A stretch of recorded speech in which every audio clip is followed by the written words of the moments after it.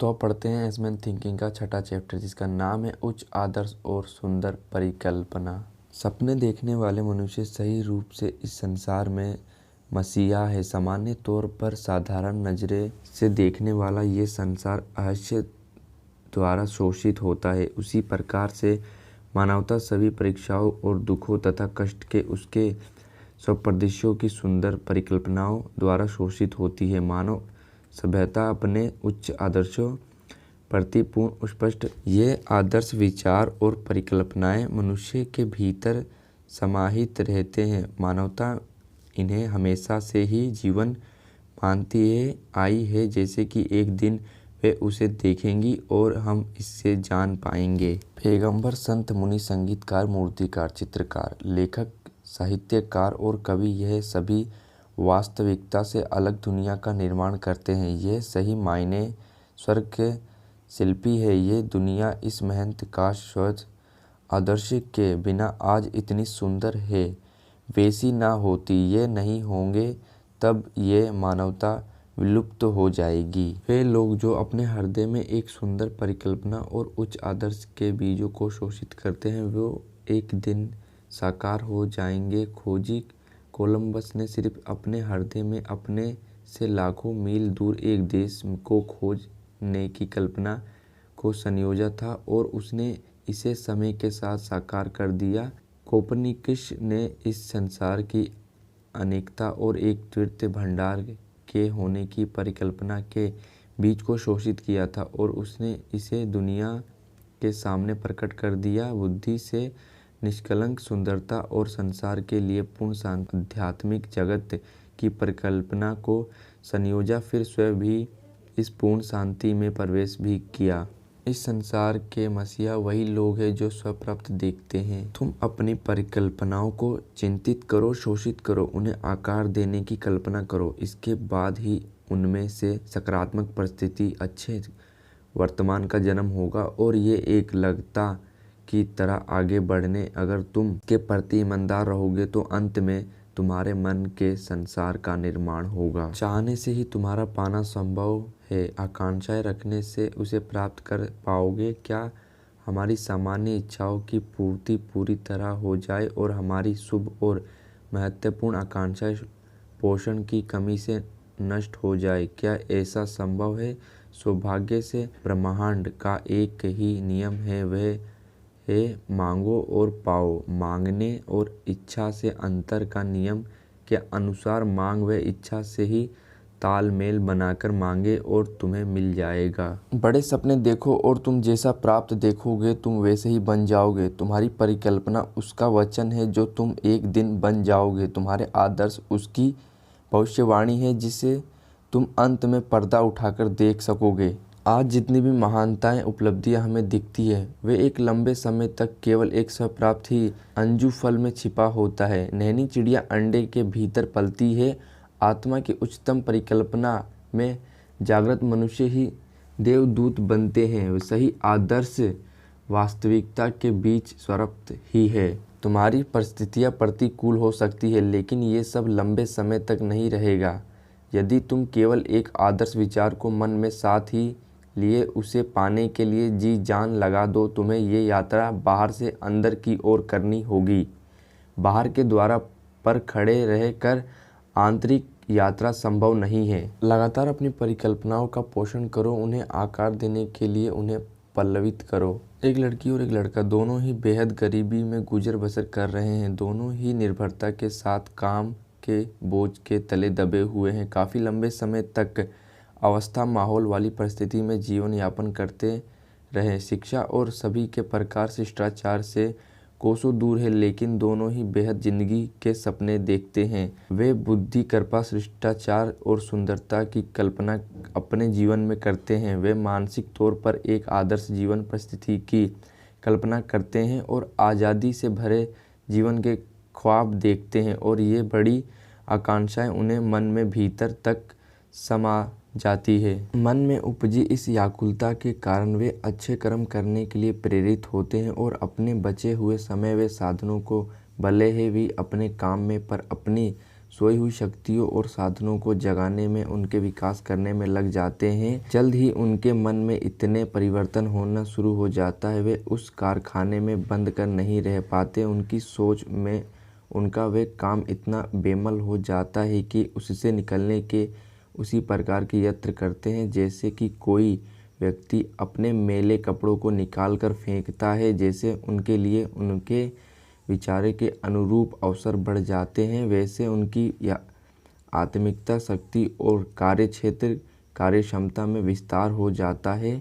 अंत में हमेशा के लिए अपने उस नागरिक जीवन से बाहर निकल आते हैं। यकीनन जानो, पूरी शिद्दत के साथ मांगो और तुम्हें वो मिलेगा। अब वर्षों बाद जब वे किशोर वयस्क बन गए हैं तो हम देख सकते हैं कि वे मन की कुछ निश्चित शक्तियों का स्वामी भी बन चुके हैं। ये एक प्रयोग पूरे संसार पर अपना प्रभाव छोड़ता है और अब वे अपने क्षेत्र में एक किंवदंती बन चुके हैं। इन व्याख्याओं को कंधों पर अब नई लेकिन बड़ी जिम्मेदारियां हैं। इनके कहे शब्द अब लोगों का जीवन बदल लेते हैं। लोग भी उसकी बातों का शब्दत अनुसरण करते हैं और अपने विचारों को चरित्रों के नए सांचे में ढाल लेते हैं। सूर्य की तरह ही वे अभी सभी का केंद्र बन चुके हैं, जिसके चारों तरफ असंख्य लोग परिक्रमा करते हैं। वास्तव में सकारात्मक कल्पना के बलबूते वे अपने बचपन के सपने को अब हकीकत में बदल चुके हैं। बड़े 100 पत्र देखो, जैसे 100 पत्र तुम देखोगे वैसे ही तुम बन जाओगे। इसी प्रकार आप भी अपने 100 पत्रों को साकार कर सकते हैं, चाहे वे तुच्छ हो या महान या फिर दोनों का एक मिश्रण।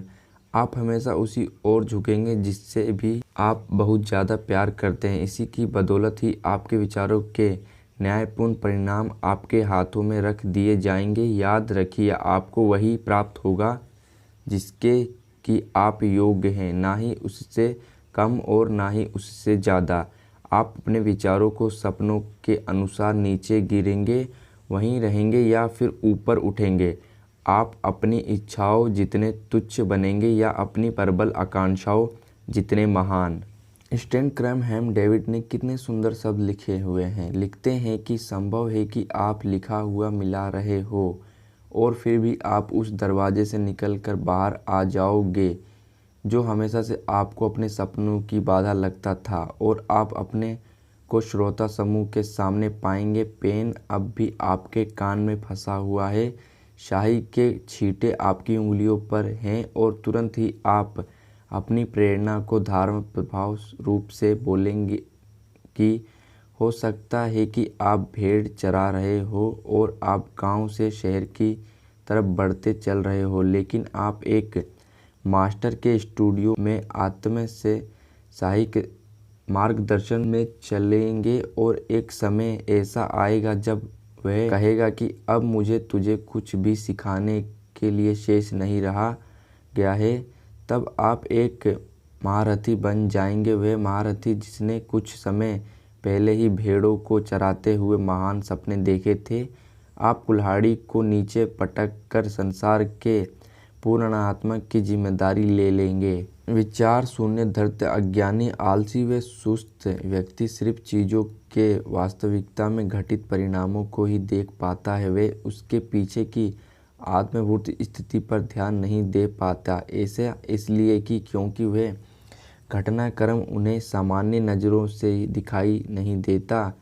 यही कारण है कि वे हमेशा भाग्य, किस्मत और संयोग का रोना रोते हैं। किसी व्यक्ति को धनवान होते हुए वे कहते हैं कि उसकी व्यक्ति किस्मत इतनी अच्छी है कि किसी को बुद्धिमानी प्राप्त करते देखकर वे कहते हैं कि इसमें ये प्रतिभक्ता तो जन्म जन्मता से ही है। और किसी संत जैसे आचरण और उसके चारों ओर लोगों का जमावड़ा वे उसके पड़ने वाले द्वितीय प्रभाव को देखकर वो कहते हैं कि ये सिर्फ एक संयोग है जिसने उसकी हर बार मदद की है। सही कहा जाए तो वे उन कष्टों, सफलताओं और संघर्षों को नहीं देख पाते जिसके बलबूते इन लोगों ने ये सफलता और ये परिणाम प्राप्त किया है। कहने वाले व्यक्ति को इसका जरा भी अंदाज़ा नहीं होता कि सबके लिए उन्होंने कितने त्याग, कितना परिश्रम और कितना कोशिशों की गई है। कितना भरोसा खुद। इस कारण मार्ग में कई विराट बाधाओं को पार करके अपने मन के महान स्वप्राप्त को साकार किया। पर यह दुर्भाग्य ही है कि आम व्यक्ति इसके पीछे का त्याग सभी को नहीं दिख पाता। जिस सफलता वो देख रहा है, इसके पीछे के कष्टों और दुखों को नहीं देख पाता।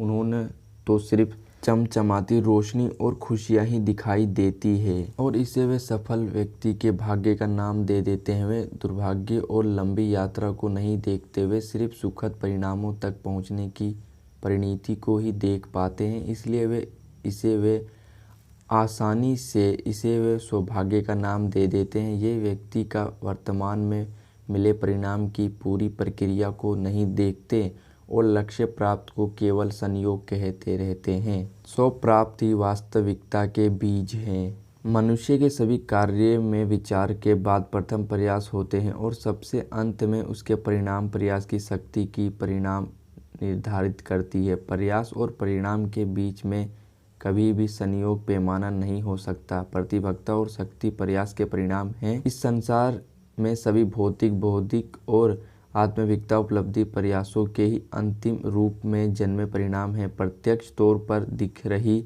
किसी भी प्रकार की उपलब्धि का अर्थ है कि उस विचार ने अब पूर्णता को प्राप्त कर लिया है। जिस उद्देश्य की प्राप्ति हुई है, दरअसल वह उस स्वप्रतिभ रूपी बीज से ही साकार हुआ है। प्रयास ही परिणाम की ओर ले जाते हैं। जिस वक्त आप अपने मन के स्वप्रतिभ देखते हैं और शोषित करते हुए महान बनाते हैं, उस वक्त से आप जीवन को अपने अनुरूप बनाना शुरू कर देते हैं। इस विचार को जब आप अपने दिल के सिंहासन पर विराजित करते हुए उस समय से होना शुरू हो जाता है जो आप होना चाहते हैं और जीवन को उसी के अनुसार ढालते हैं। तो यहाँ पे अपना छठा चैप्टर भी कंप्लीट हुआ, उच्च आदर्श और सुंदर परिकल्पना।